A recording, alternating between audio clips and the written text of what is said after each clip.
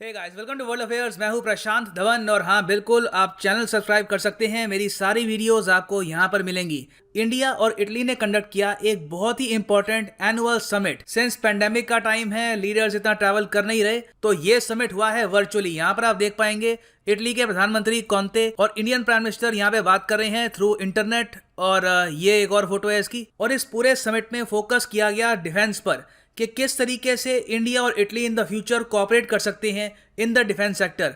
तो डिस्कस करते हैं इस टॉपिक को, बहुत कुछ आपको जानने को मिलेगा। A very important topic indeed, so a lot to know, a lot to discuss as always. But before we begin, Unacademy का most in demand iconic course महंगा होने वाला है आने वाले समय में, क्योंकि इस कोर्स में आपको मिलते हैं पहली बात तो live classes for polity, geography, science and tech. Every subject will be covered. उसके अलावा personal coach, mains question answer practice, study planner. So this course is in demand. और यहाँ पे देखेंगे साफ साफ लिखा है इसके प्राइसेस बढ़ जाएंगे बहुत ही जल्द। सो मैं आपको सजेस्ट करूंगा उससे पहले बाय द कोर्स। अगर आप प्रिपेयर कर रहे हैं for UPSC 2021, go for the 12 months course. और यहाँ पे आप कोड डाल सकते हैं PD10 और आपको डिस्काउंट मिलेगा flat 10%। PD10 means discount, save money and by the course at the right time. और एक प्रश्न भी मैं आप सबसे पूछना चाहूंगा, जिसका सही उत्तर मैं आपको प्रोवाइड करूंगा वीडियो के एंड में। क्वेश्चन आपके सामने ये है कि इनमें से कौन सा सी आपको इटली के कोस्टल लाइन के पास नहीं मिलेगा।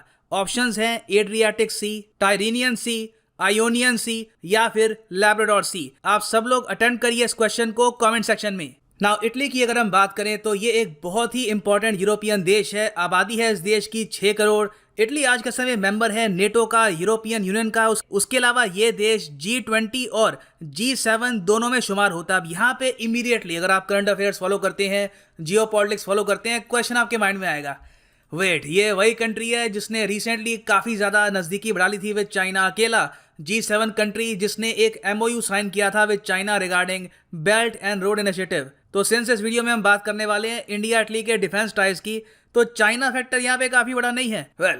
बिल्कुल, अगर आप ऐसा सोच रहे हैं तो काफ़ी हद तक आपने एक रेलेवेंट क्वेश्चन उठाया यहाँ पर। मगर मैं आपको ये बता दूं कि जब से कोविड-19 पेंडेमिक फैला है, कई कंट्रीज की पॉलिसी चाइना की तरफ कंप्लीटली चेंज हो चुकी है। फॉर एग्जांपल, रिसेंटली इटली के जो मिनिस्टर हैं फॉर यूरोपियन अफेयर्स, इन्होंने कैटेगोरिकली ये स्टेटमेंट दी। इन्होंने ये कहा है कि जो मेमोरेंडम ऑफ अंडरस्टैंडिंग हमने साइन किया था regarding belt and road initiative with China, ये एक गलती थी। शी जिनपिंग का चाइना काफी हद तक बदल चुका है। ये वो चाइना नहीं है जो एक टाइम पे था। और इतना ही नहीं है, आज के समय इटली स्वीडन के साथ मिलकर, कुछ और यूरोपियन कंट्रीज के साथ मिलकर कोशिश कर रहा है कि चाइना का इन्फ्लुएंस यूरोप के जो छोटे देश हैं, फॉर एग्जांपल लिथुएनिया, हंगरी और कई और छोटे देश हैं, वहां पर जरूरत से ज्यादा ना बढ़ जाए।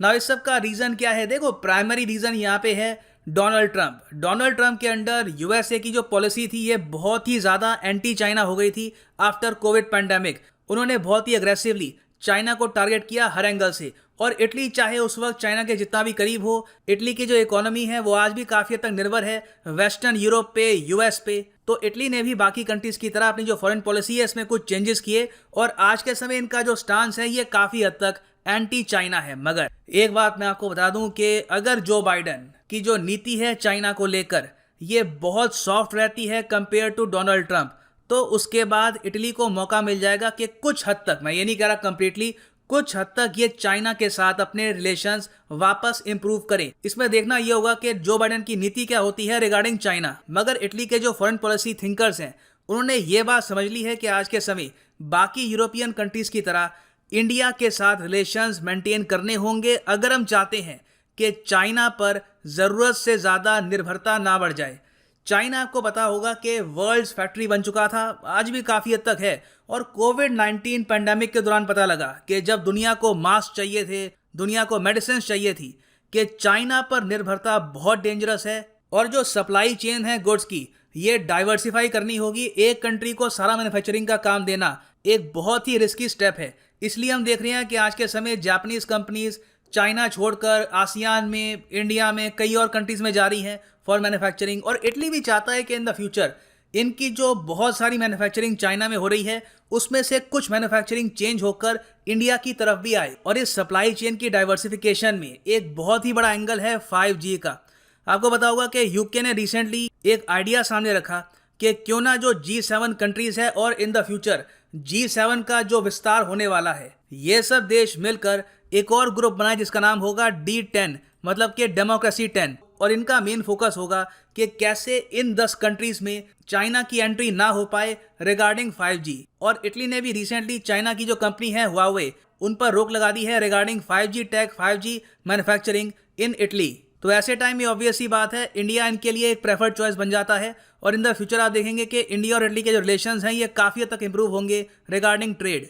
नाउ ट्रेड अपनी जगह है, उसके अलावा एक बहुत ही इंपॉर्टेंट सेक्टर है जहां पर इंडिया और इटली फ्लरिश करते हुए दिखेंगे, ये है defence. Italian firms by the way already contribute कर रही हैं इंडियन डिफेंस सेक्टर में। सुनने को कम मिलता है क्योंकि हर जगह हम सुनते हैं Israeli weapons, Russian weapons, French aircrafts, American weapons, मगर इटली की एक बहुत ही फेमस कंपनी है फिनकैंतीरी, इनका एक बहुत ही इंपॉर्टेंट रोल है इंडिया के पहले made in India aircraft carrier में, जिसका नाम है विक्रांत। विक्रांत का जो डिज़ाइन है और जो इसके इंजन से रिलेटेड बहुत सारे कंपोनेंट्स है, वहां पर इस इटालियन कंपनी का काफ़ी योगदान है, और पॉसिबिलिटी है कि इन द फ्यूचर ये और भी ज़्यादा शिप्स मैन्युफैक्चर करेंगे विद द इंडियन कंपनीज। अब यहाँ पे आपके माइंड में क्वेश्चन आएगा कि एयरक्राफ्ट कैरियर की डिज़ाइन में इटालियन कंपनी क्यों?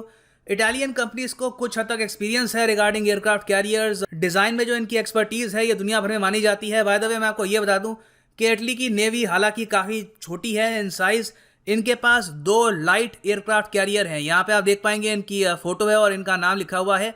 और जो इनका हैवीएस्ट एयरक्राफ्ट कैरियर है, इसका डिस्प्लेसमेंट वेट है 28,100 टन।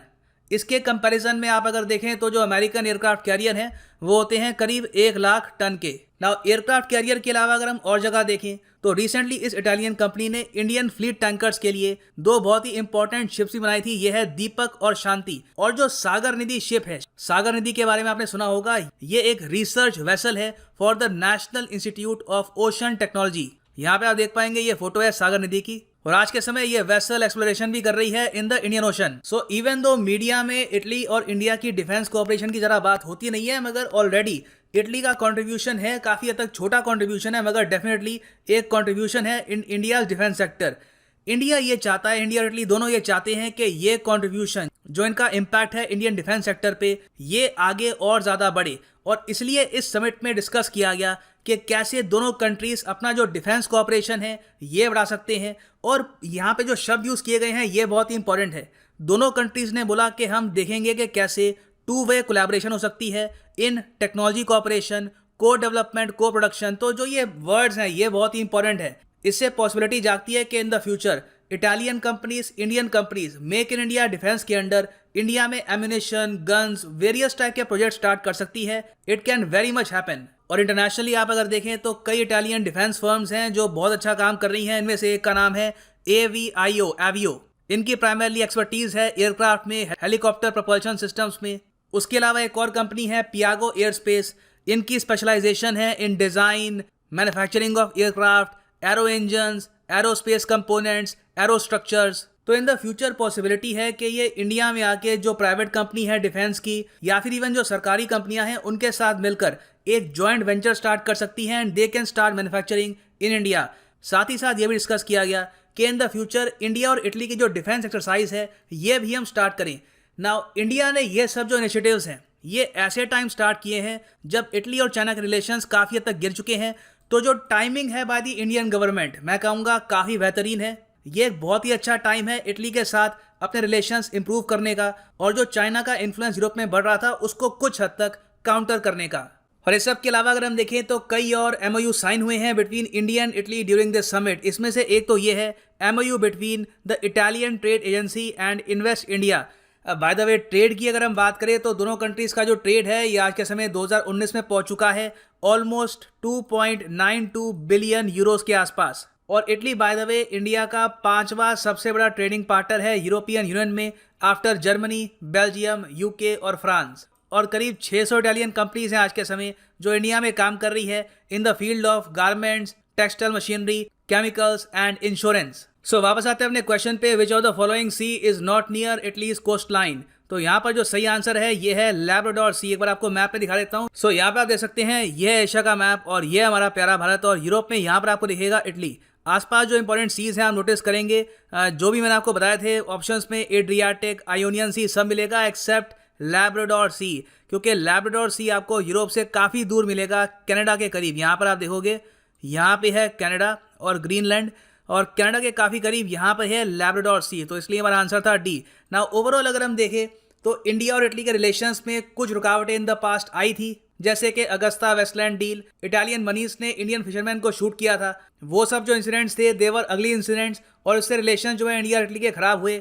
मगर आज के समय इस समिट के बाद उम्मीद की जा रही है कि these two countries will build better ties in the defence sector. So ये है अंत इस वीडियो का। Thanks for listening and as always God bless you all.